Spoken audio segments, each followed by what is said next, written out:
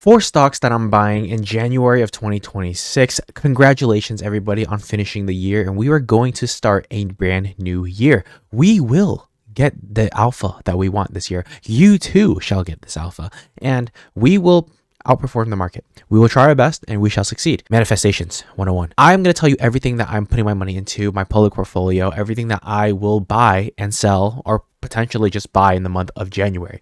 It hasn't changed ever since December, but there are reasons, right? And I'm going to tell you why I'm buying these specific stocks, why I believe these are going to work out well in the long term, and why I'm putting my money where my mouth is. If these plays don't work out, then that's on me.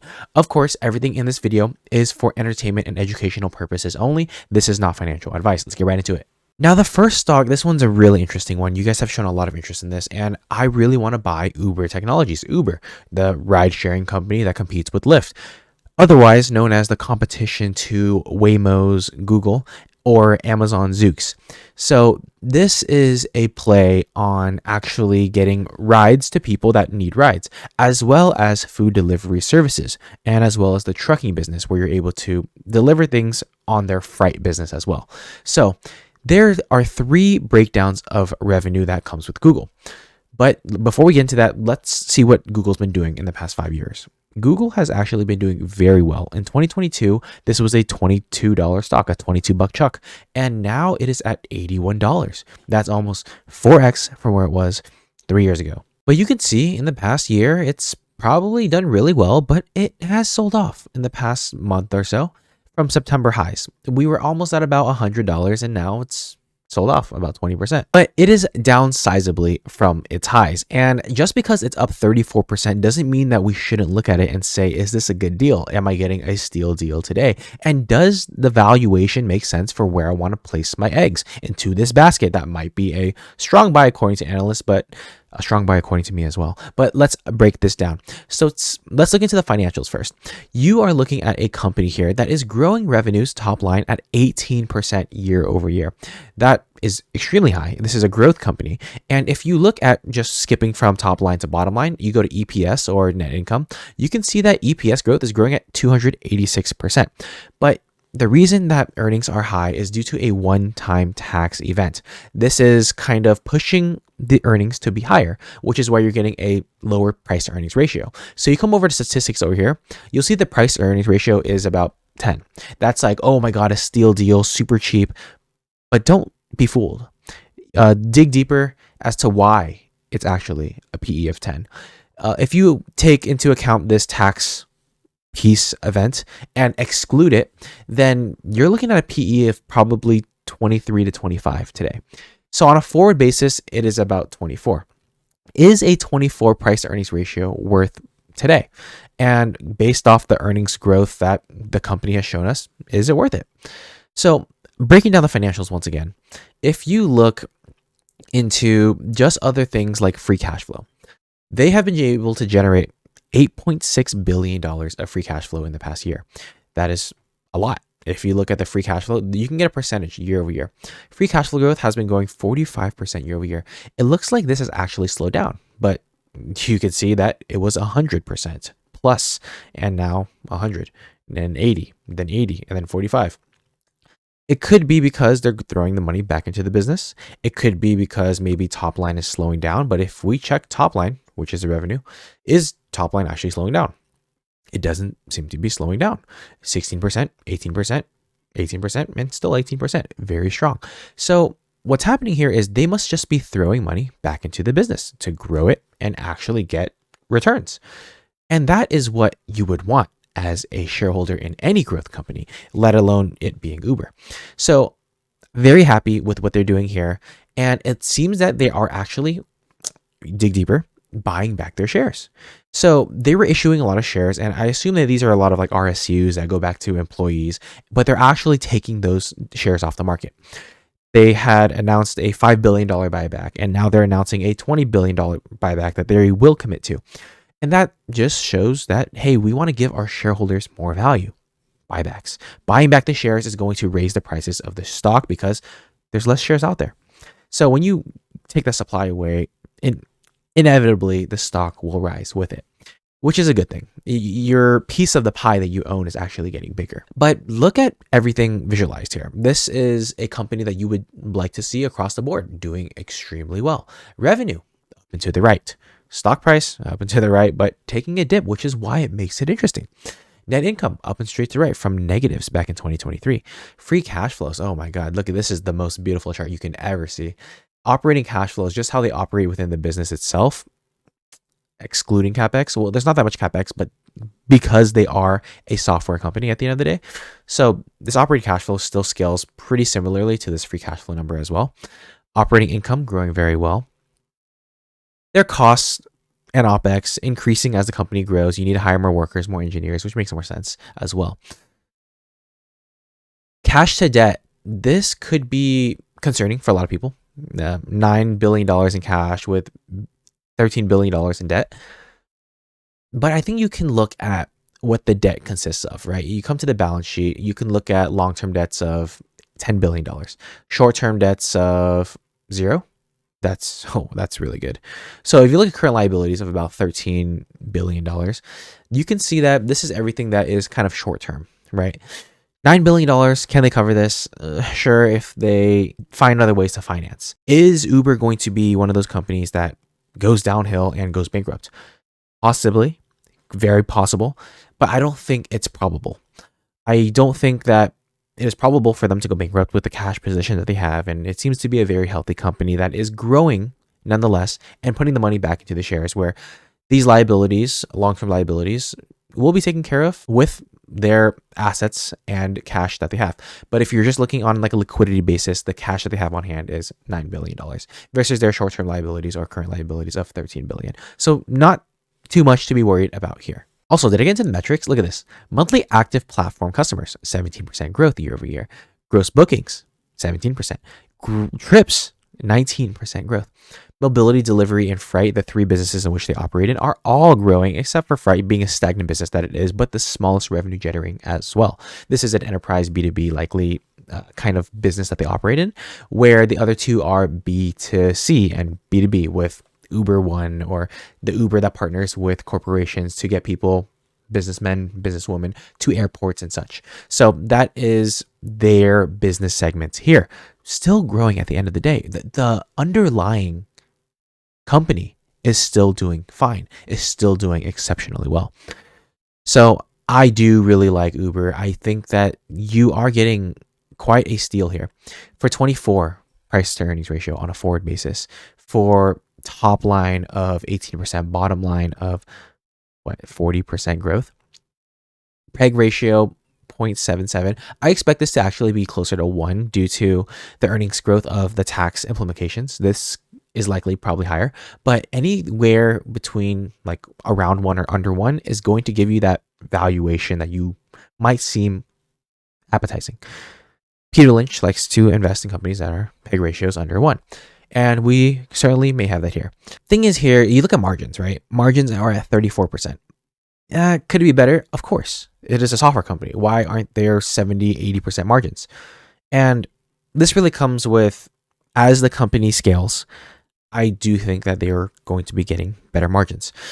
Right now, they have to pay a lot for workers to serve the fleet of rides that need to be out there. But eventually, I believe the long-term shift is to shift away from workers. You might still have to have, drivers, but they are partnering with NVIDIA, Stellantis. So NVIDIA is the brains behind the Stellantis car that is going to give autonomous vehicle rides. And that is the future. We see Waymo. People love Waymo. I'm from San Francisco area, so people love Waymo. And that's the scariness here. Is Waymo going to take over and be the number one player? And if they are the number one player, where the number one player wins the entire market, then Uber is in trouble. I will say it. Uber may be in trouble. But in a world where many players exist in the autonomous vehicle space, then I think that Uber can win as well. I believe that there will be multiple players within this market, and Uber, given its network effects of, look at the customers here. Let me just show you how many customers there are. Monthly active customers, 189 million customers. Do you know how hard it is to get somebody to download an app for you? This is extremely hard to do. People know Uber. They've been using it. They like Uber. they will continue to use Uber because it is a single app that they've already owned that is existing on their phone. And I believe it is extremely hard to get people to sign up for a new platform unless you are giving cheaper prices or promos. Given that Waymo cars cost anywhere between $100,000 to $150,000 per each car, it doesn't seem that they would want to undercut or charge less than Uber. They want to have market value, something comparable. The justification for taking Uber is that you don't have to have a driver. You don't have to have somebody else's car, something that might be dirty or a trunk that you might not be able to put your luggage in. That's the difference here. And Waymo undercut in prices? Yes, if they want to initially get as many people over to their app, to their services. That is a concern as well. But keep in mind, Uber and Waymo have collaborated together. You can now book, you can always have, but you can book a Waymo through an Uber. And that's key because they're working together now. Could the partnership be dropped? Sure, anytime. But at this point in time, they're still partnered together. When you have so many people that need rides at 3 a.m., at peak times, going to the airports, 5 o'clock after work, and there's not enough autonomous vehicles out there because the scale hasn't been created to have that many cars in the fleet that are serving people, what do you need? You need drivers at the end of the day. So I think there's going to be a mixed bag here. You're going to have people that do take autonomous vehicles. Yes, there's the market. But there's the people that don't trust autonomous vehicles as well, that need human drivers. So here, Uber is at the middle ground of everything. Uber being the number one leader in the space. They have about, 2/3 market share compared to Lyft. They are a very strong player when it comes to this peer-to-peer driving network that is going to be scalable. One more thing here. If you look at revenue by geography, you'll see maybe a third comes from Europe, Middle East, and Africa. Europe, Middle East, and Africa. About $15 billion out of $50 billion right here. You will see that all it takes is for Europe to be dropped and you lose a significant piece of the business. People are protesting in other parts of the world. They don't want Ubers to be legalized in other places. Is that an issue for Uber? Sure.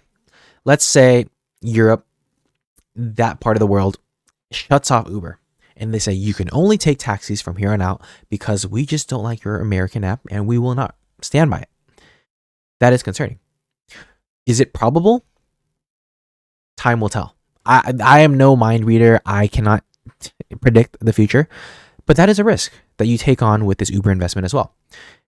The government over there doesn't like Uber. The people over there may not like Uber as well. There's always been protests about Uber, but they still operate. So that is the risk. Tread as you wish. And I truly am a buyer of Uber at this valuation. I think that it does give us that nice alpha that we might want as investors. This is a quality company that is going to keep growing, and it does have a moat.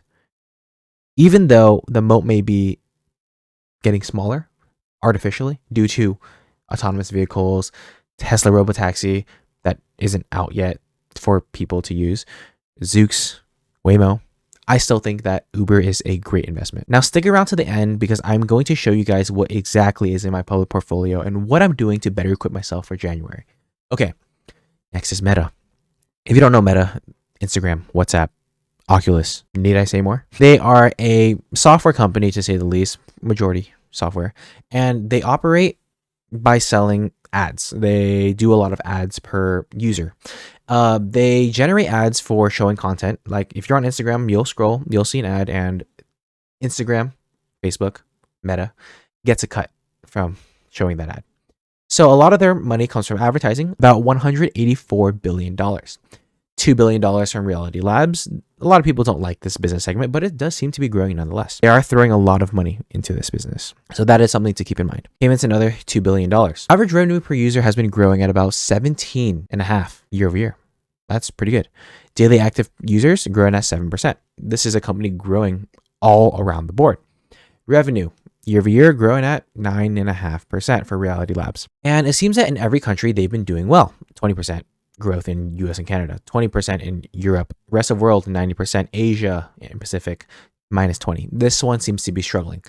Maybe there's a ban on the US software, social media companies that could exist in Asia, potentially. Or there's just more competition that takes up the space. Could it be a Chinese TikTok over there? Possibly. I know Chinese TikTok is very different from American TikTok. So it could be that maybe the content in Asia is just prioritized for their local platforms that they might use. The financials of this company, take a look here. Revenue growing at 21%. Bottom line growing at 5%, but it is lower due to the fact that this is a tax one-time event. Similar to Uber, tax event, it lowers earnings, but it is not a cash expense, meaning that they do not have to spend money. They have not lost money. It is merely accounting.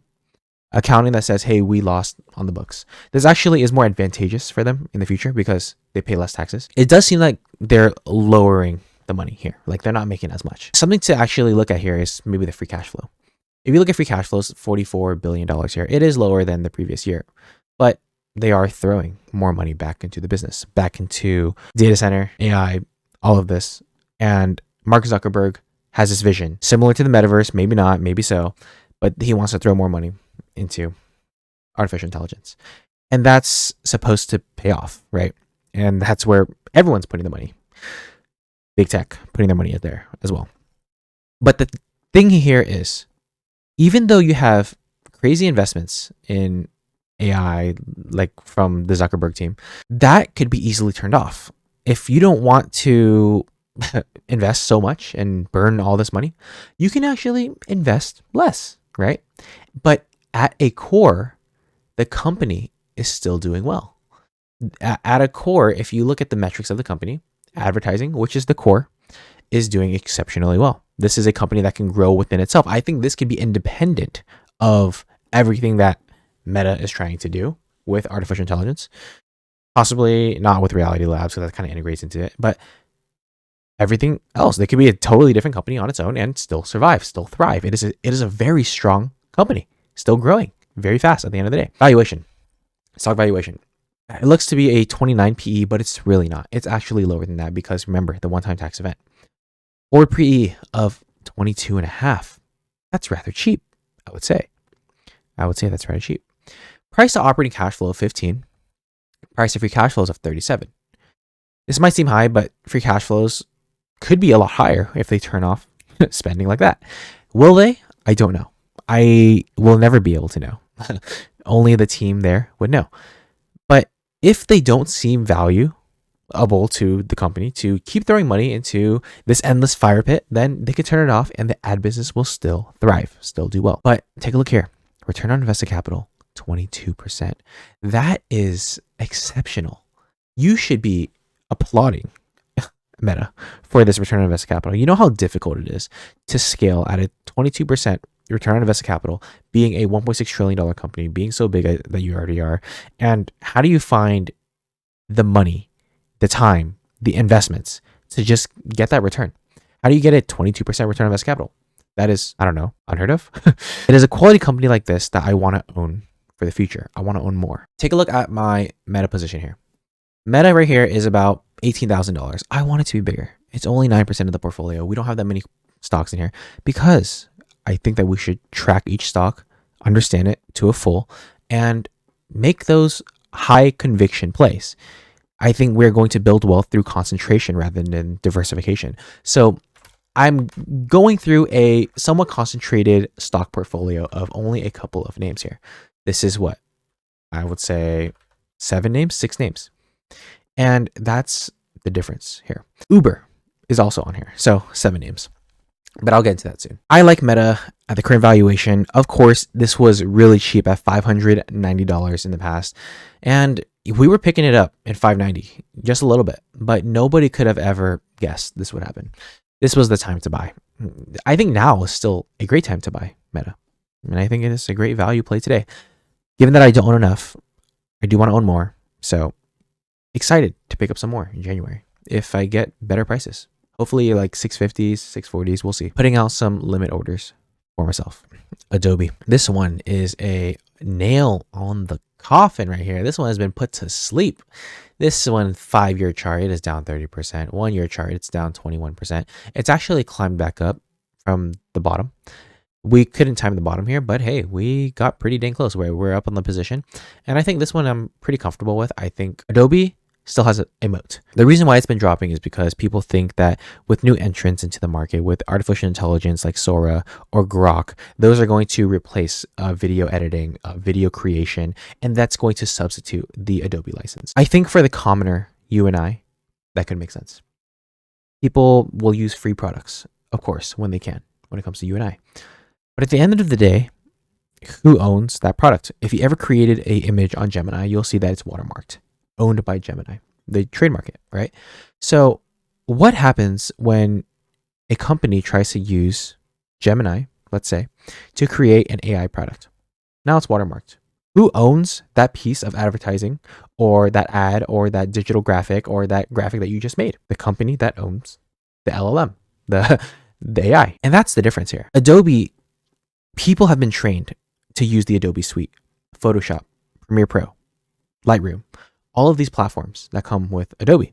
And if you're a corporation, you're probably buying Adobe Acrobat too if you want to edit PDFs. So it's going to come with an overall license as well. Enterprise to enterprise, you're probably going to be okay because a lot of people aren't cutting their Adobe licenses. Maybe they can threaten to cancel, move to a competitor, and Adobe will probably give a retention offer for less. That could happen. It's happening every day, and I know it. But when it comes to enterprise, which is a great portion of their business, I expect it to stay the same. And if you look at the LinkedIn job listings, you'll see that a lot of them actually just have Adobe Creative Suite needed. 3 to 5 years, 7 years, 10 years of experience. And all of them list Lightroom, Photoshop, Premiere Pro, all of these platforms.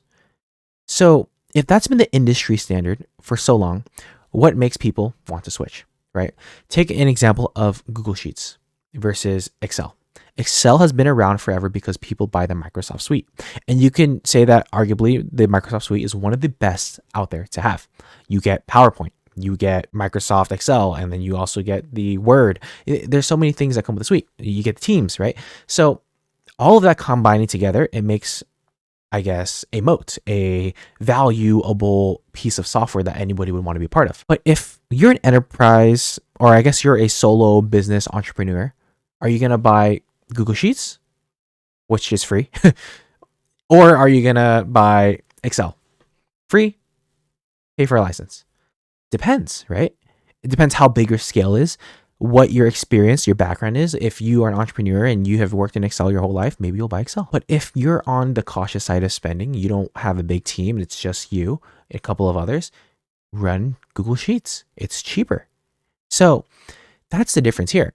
I don't think that people are going to switch over just because there's another entrant into the market. Don't count out Adobe Firefly. So Adobe Firefly here, you can see that they are basically AI creative platforms within Adobe that you can use to generate other images, extensions of images, fix things with AI. So if what we're scared of is something that is going to come in and disrupt the business, but we're actively working on it and actually have a viable product that people do use if they do use the software, then what is to be scared of? You have one of the best engineers in the world, a team of engineers that are working on this product every single day. If it's bad, people won't use it. But I only assume that they have enough money, they have a lot of money actually, to throw into this. They have, let's look at it right here. Let's look at their free cash flows, right? Free cash flows of $9.5 billion. They can throw all of this money back into the business, buying the shares, getting great engineers to work on the piece, and just growing the business. They can get really good salespeople to come into here as well and just make deals, closers that are going to sign, retention offers, all of that good stuff, right? So something that I want to see here is that the net income growth growing at 28%. A great company. The fundamentals are really great, right? Top line at 10%, 10.5% actually, and bottom line growing at 28%. EPS growing at 35%. And that's because they're buying back their shares. With all of this money that comes in, they're buying back their shares. $148 billion market cap. And the PE ratio looks cheap. 21 today, but on a forward basis of 15, that's a steal deal, I would say. For a company that seems to be going to be affected by artificial intelligence. It's going to be taken over and just out of the game. Where is it in the numbers? You're still growing 10% every single year, $23 billion in revenue with $16 at EPS, or if you want to look at net income of $7 billion in net income. Where is the drop? Yes, maybe you're slowing down in growth, but that happens as you become bigger in scale. If there was a large entrant into here, let's say NVIDIA just bought Grok, and that's going to be the next game changer, and everyone switches to Grok, maybe it's a problem. We will see that in future numbers. Currently, it is not there yet. Currently, it is not affecting the numbers. So which is why I think that Adobe is going to be a great investment, a decent one to say the least. Does it have a moat? I think it does. Does it have a extremely defensible moat like an ASML or like an Amazon? Not as strong, I would say, but it's still a moat nonetheless. They're growing digital at 11%, digital experience at 9.5%, Creative Cloud growing at 12%, Document Cloud growing at 24%, and they're growing in every single region. This is a company that is growing in every which way and is at a cheap valuation of 15 price to earnings ratio. Price to operating cash flows, you can't see them here, but if we pull them up, price to operating cash flows of 15 and price to free cash flows of 15. So it's rather a cheap company. Look at this chart. It is up to the right, up to the right, up to the right, up to the right, buying back their shares. Oh my goodness. The share buybacks are insane. So this is everything that you'd want to see from a compounder company. And I think Adobe is truly a compounder company, something that is going to get you that 15%. I like Adobe. I will keep buying if it does stay at this price or does drop. And I think this is going to be one that I will regret buying if I don't in a year. Moving on, last but not least here, this is Amazon. Amazon. This one has been a lagger for the past year. 1% move. Hasn't done much. I've owned Amazon for the past 5-6 years. We are up on it, to say the least. But in the past year, it hasn't done diddly squat. It really just hasn't. People will look at the price earnings ratio. Amazon, if you don't know, they're a company that's growing extremely quickly. It's a compounder, to say the least. 11% year-over-year revenue growth, and bottom lines are growing at 53%. EPS growing at 51%. The free cash flows, it actually doesn't look that strong, I believe. Okay, yeah. So free cash flows are actually dropping, if I remember correctly, which I am. It's really because they're investing a lot into infrastructure, data center, AI. These investments need to go well. If these investments don't go well, then they're basically just lighting money on fire right now. So that's going to be the difference for Amazon in the future. But I think that Amazon has such a wide moat. AWS is actually extremely strong. Look at the metrics here. AWS is about, $121 billion of all their revenues here. They are growing AWS double digits, 18%. This is very great. Advertising growing at 20%, subscriptions growing at 10%, physical stores 7%, other 12%, and you can't forget the online stores at 8%. Third party at 9.5. But what's really important is AWS is very high growing and very high margin. AWS advertising and subscription are very high margins. I believe that they're going to be able to grow subscriptions through grocery stores online. I believe that people will be shifting to online grocery stores, to buying things on Amazon Fresh, I believe. It's the new thing that Amazon's going to roll out. And if people can get same day delivery on groceries, and we know Amazon's return policy is extremely great. If you don't like your produce, send it back, right? And Amazon covers it. You get so many people to actually use that because, hey, I already have Amazon Prime to ship my stuff. Or, hey, instead of pay for Instacart all the time, let's just get Amazon Prime, and then we could get Amazon Video, and then we can watch Thursday Night Football, and then we can do all of these things like get packages in the next day or two without having to pay for shipping. I think that subscription growth is going to come higher. I think that grocery store deliveries is going to increase this, to say the least. It will increase it by a lot. I don't know, but I think it'll help. I think that Amazon is doing a great job at what they do. And it seems that in every single region of the world, they're growing. Like look at this revenue geography. North America, 10%, international, 10%. If you look at the valuation, right? People will say like, oh, why is the valuation kind of expensive? Like, why am I paying a 32, 31 when a Meta trades at a forward of 23? So why are you paying this high? It's because Amazon's moat is so strong. Amazon never trades cheap, right? So if you look at actually Amazon today, you look at net income, this is going to give you like price earnings ratios here. It's always around 60s, 40s, and 30s. You're actually getting a steal deal today at price earnings of 30s. Really, the right way to look at this company, or I guess not the right way, but it looks like free cash flows are dropping because they're investing so much. And this is a lot of capital expenditures that are going into here. And that's why this ratio is increasing. It makes it look more expensive to own Amazon. But taking everything out, use operating cash flows. This is how the business is working within itself, how it actually is being treated. It is growing. Operating cash flows are growing insanely at 16% year over year. This is very healthy for the company. It is at a price operating cash flow of 18. It's always traded around 18. So we're at right where Amazon should be. But I think that Amazon is going to be a compounder that is nonetheless going to be one that you will regret, or I will regret to not own in the future. This is my positions so far. Everything we talked about today. Adobe right here, $18,000, 10%. Meta, about $18,000, 9%.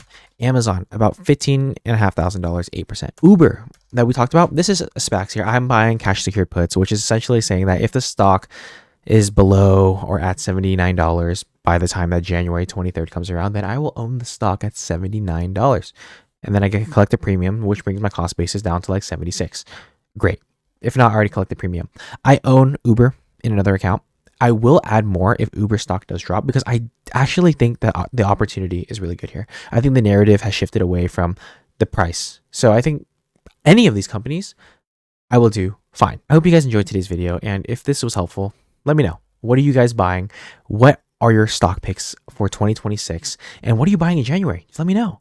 How many shares of each company do you have? Do you guys have similar portfolios? Something different? Let me know down in the comments. I'm super interested just to hear back from you guys. Peace out.